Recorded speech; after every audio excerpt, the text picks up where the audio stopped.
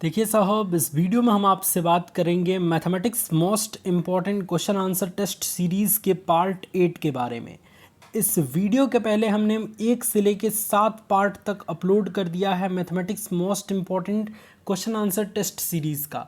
तो अगर आपने 1 से लेके 7 पार्ट तक नहीं देखा है तो इस वीडियो को देखने के पश्चात आप 1 से लेकर 7 पार्ट तक के टेस्ट सीरीज़ को ज़रूर सॉल्व कीजिएगा, जिससे आपकी बेहतरीन प्रैक्टिस हो जाएगी और आप अपने एंट्रेंस एग्जामिनेशन के लिए ज़बरदस्त तरीके से तैयार हो पाएंगे, अच्छा प्रदर्शन कर पाएंगे।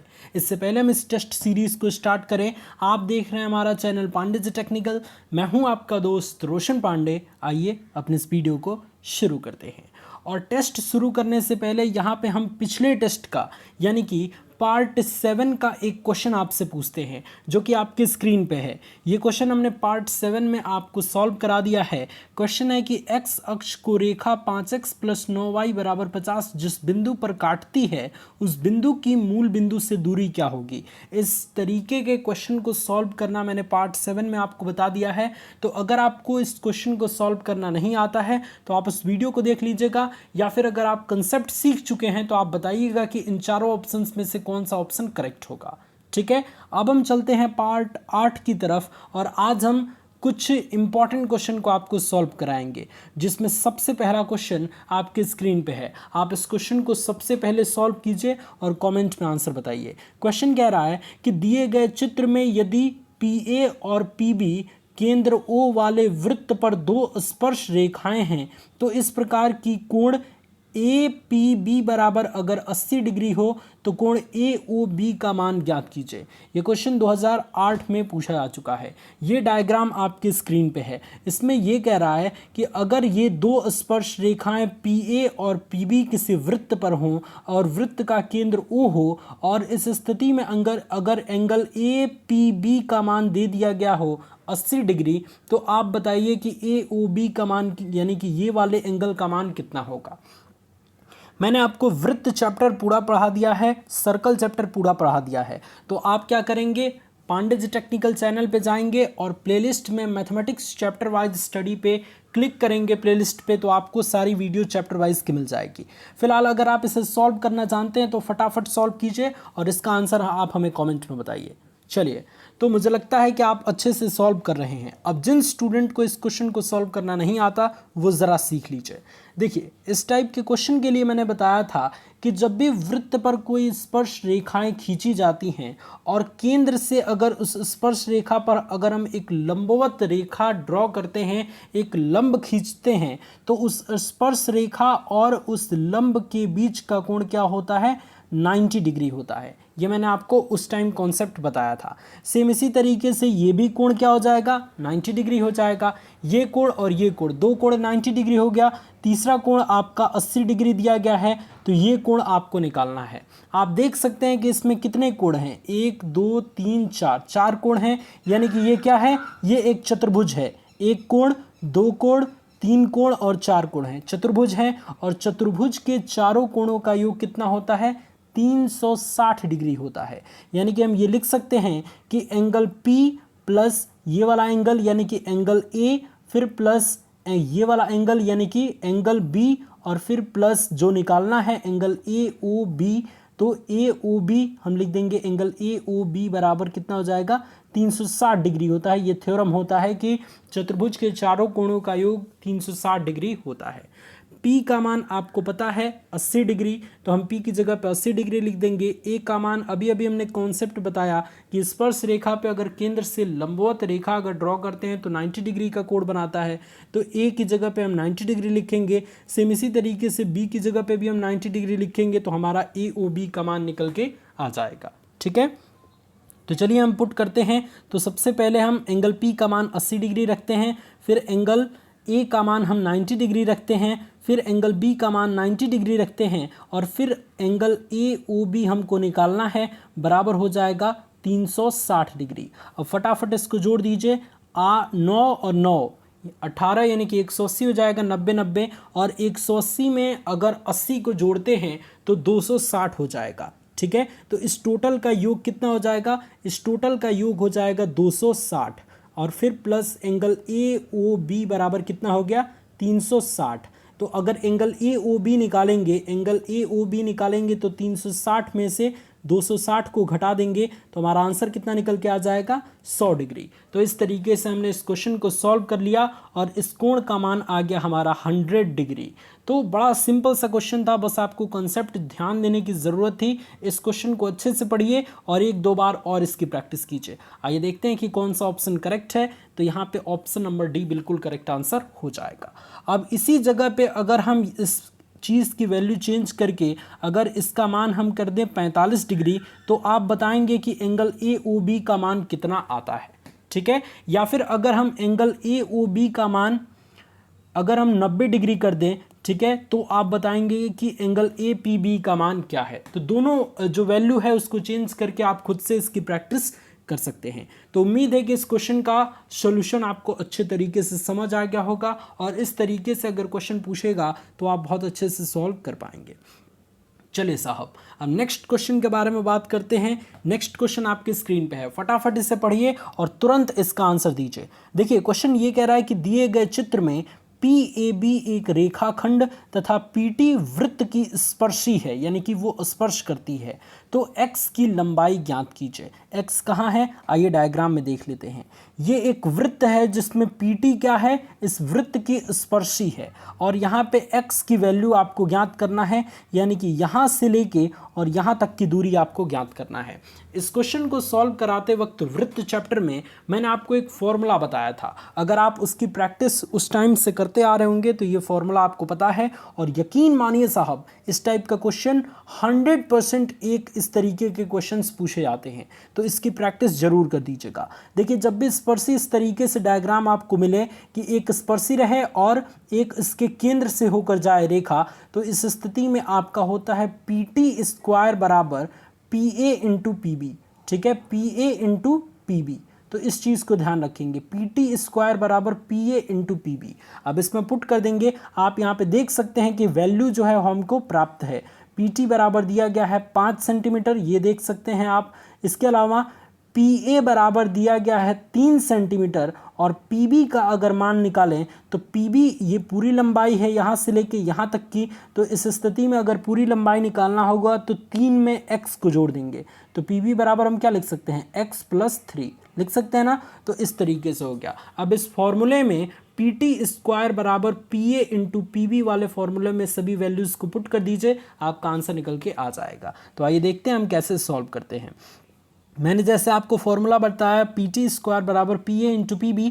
PT का मान है 5 तो 5 का स्क्वायर हो जाएगा, PA का मान है 3 तो 3 हो जाएगा और PB का मान हमने आपको निकाल के बताया था x + 3 या फिर 3 + x कर सकते हैं, तो हमने ये कर दिया। बीच में गुणा का चिन्ह है, ये ध्यान रखिएगा। तो जब 5 का स्क्वायर करेंगे तो 25 हो जाएगा। इसके अलावा 3 का गुणा 3 में करेंगे तो 3 के 9 हो जाएगा। फिर प्लस का साइन है, प्लस का साइन लिख देंगे। फिर 3 का गुणा अगर x में करेंगे तो 3x हो जाएगा, ठीक है। अब इसको अगर पक्षांतर कर देंगे तो 25 में से 9 जाएगा, कितना बच जाएगा 16। 16 बराबर क्या हो जाएगा 3x, तो 3x बराबर 16 हो गया। तो x बराबर क्या हो जाएगा, ये 3 जो गुणा में है ये भाग में चला जाएगा, तो x बराबर हो जाएगा 16/3। 16/3 यानी कि 5.3 सेंटीमीटर हमारा आंसर निकल के आ जाएगा। तो इस तरीके से हम इस क्वेश्चन को सॉल्व करेंगे और इसके कंसेप्ट को सीखेंगे। तो इस तरीके से इस क्वेश्चन को सॉल्व करने पे कितना आया, option number D correct answer आ जाएगा 5.3। जब भी इस टाइप का अगर आप डायग्राम देखें तो जो स्पर्शी है उसका स्क्वायर कर देंगे। PT² बराबर ये जो लंबाई है एक बार ये ले लेंगे छोटी वाली लंबाई यानी कि PA और एक बार पूरी लंबाई यानी कि PB, ठीक है, तो PA इंटू PB। तो ये चीज़ आप ध्यान रखेंगे और इस क्वेश्चन को सॉल्व कर देंगे। उम्मीद है कि ये क्वेश्चन बहुत बेहतरीन तरीके से आपको समझ आ गया होगा। अगर हम यहाँ पे 6 कर दें और यहाँ पे 2 कर दें तो अब आप x का मान निकाल के बताइए कि कितना आ रहा है। ये मैं इसलिए आपको नई नई वैल्यूज़ देता हूँ जिससे आप इस टाइप के क्वेश्चन की प्रैक्टिस कर पाएँ, ठीक है ना। चलिए नेक्स्ट क्वेश्चन के बारे में बात करते हैं। नेक्स्ट क्वेश्चन आपके स्क्रीन पे है। नेक्स्ट क्वेश्चन बहुत ज़्यादा सिंपल है और त्रिकोणमिति चैप्टर भी हमने पूरा फिनिश करा दिया है, तो आप जो है वो प्लेलिस्ट चेक कीजिए और अच्छे तरीके से क्वेश्चन को समझिए और फिर टेस्ट दीजिए, ठीक है ना। क्वेश्चन ये कह रहा है कि साइन थीटा बराबर 3/5 हो तो सेक स्क्वायर थीटा का मान होगा। साइन थीटा बराबर 3/5 हो तो सेक स्क्वायर थीटा का मान कितना होगा, ये आपको बताना है, ठीक है। बड़ी सिंपल सा क्वेश्चन है कि साइन थीटा बराबर दे दिया गया। आप सभी जानते हैं कि sign square theta plus cos square theta बराबर क्या होता है, 1 होता है। इसमें साइन थीटा बराबर 3/5 दे दिया गया है, तो 3/5 का whole square plus cos square theta बराबर हम 1 लिख सकते हैं। अब कॉस स्क्वायर थीटा का मान अगर निकालना चाहें तो कॉस स्क्वायर थीटा बराबर हम लिख सकते हैं 1 माइनस 3 का स्क्वायर 9 हो जाएगा, 5 का स्क्वायर 25 हो जाएगा, 25 में से 9 गया 16 और बटे में 25 हो जाएगा हमारा कॉस स्क्वायर थीटा की वैल्यू। तो जब कॉस स्क्वायर थीटा बराबर हो जाएगा 16 बटे में 25, तो कॉस थीटा बराबर क्या हो जाएगा, कॉस थीटा अगर रखेंगे तो अंडर रूट चढ़ जाएगा, यानी कि 4 बटे में 5 हमारा कॉस थीटा का मान आ गया।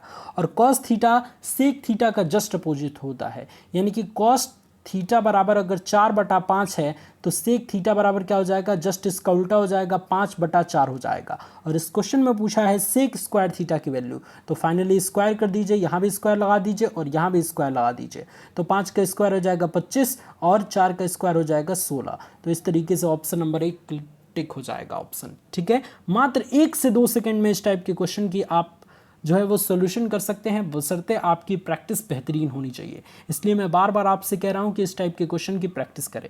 जैसे कि अगर आपको नहीं आता है सॉल्व करना, तब आप कॉन्सेप्ट को कैसे सीखेंगे। साइन थीटा बराबर 3/5 दिया है, ठीक है, ये फॉर्मूला आप जानते हैं, sine square theta plus cos square theta equals to 1। तो कॉस स्क्वायर थीटा बराबर हम निकालना चाहें तो 1 माइनस साइन स्क्वायर थीटा हो जाएगा, ये वाला पार्ट इधर ट्रांसफर होगा तो माइनस में हो जाएगा, माइनस साइन स्क्वायर थीटा।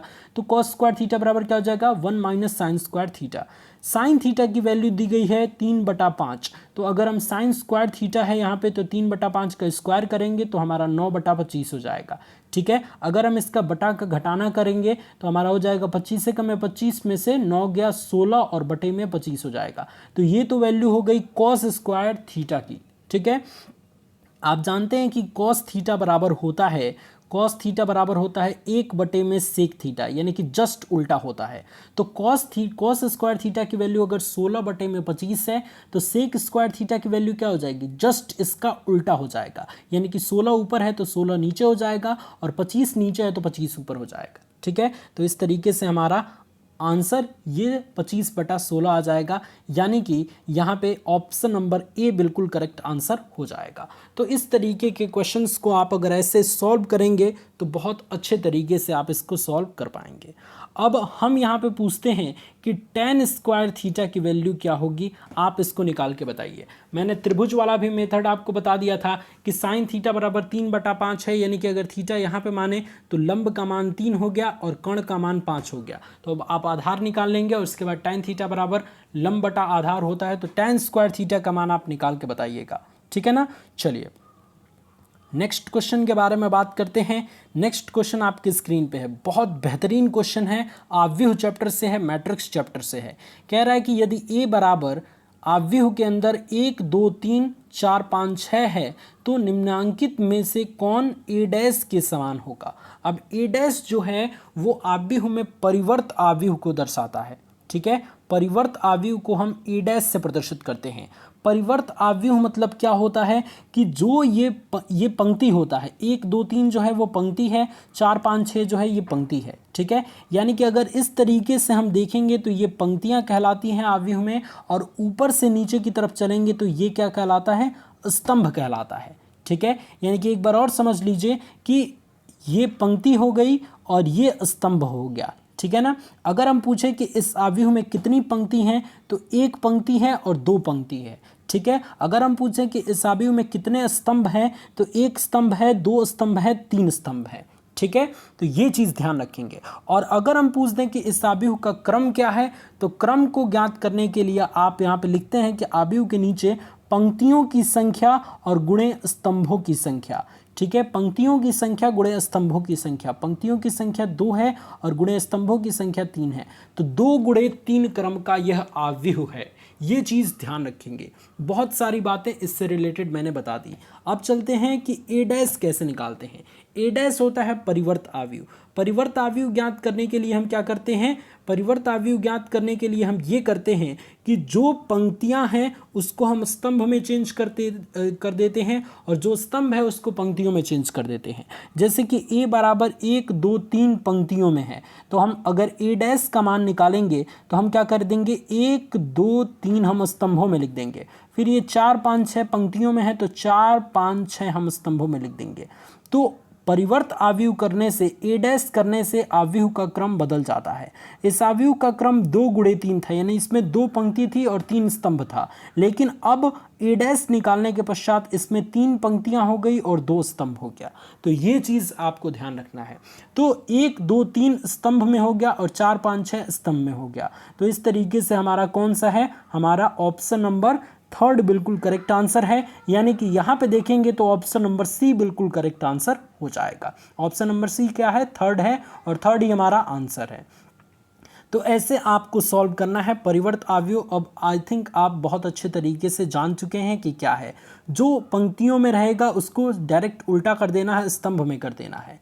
ठीक है, यही चीज़ आपको समझनी है। चलिए, मुझे लगता है कि अब आप चीज़ों को अच्छे तरीके से समझ गए होंगे। अब यहाँ पे मैं इसी से रिलेटेड एक क्वेश्चन आपको देता हूँ कि अगर a बराबर है 2 4 और 0, 3 2 और 1 और 1 2 3, तो अब आप इसका a डैश का मान निकाल के बताइए कि a डैश क्या होगा।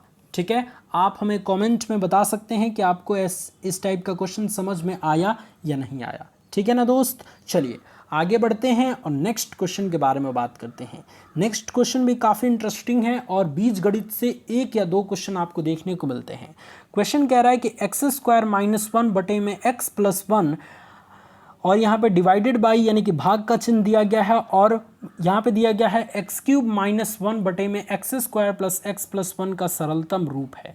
जब यहाँ पे अगर भाग का चिन्ह रहता है, डिवाइड का चिन्ह रहता है, अगर हम इस डिवाइड को चिन्ह को हटा के मल्टीप्लाई का चिन्ह लगाएं तो ये नीचे वाला ऊपर चला जाता है और ऊपर वाला नीचे चला जाता है। ठीक है, कहने का तात्पर्य ये है कि अगर ये भाग के रूप में है, यहाँ पे अगर हम गुणा के रूप में करना चाहें तो ये x² + x + 1 जो है वो ऊपर चला जाएगा, जैसा कि आप यहाँ पे देख पा रहे होंगे, और ये x³ - 1 नीचे चला जाएगा, जैसा कि आप यहाँ पे देख पा रहे होंगे। यानी कि क्रम चेंज हो जाता है। ठीक है ना, चलिए, तो जैसे कि ये x² - 1 है तो ये तो है a² - b² के रूप में, तो इसको हम लिख सकते हैं a + b और a - b।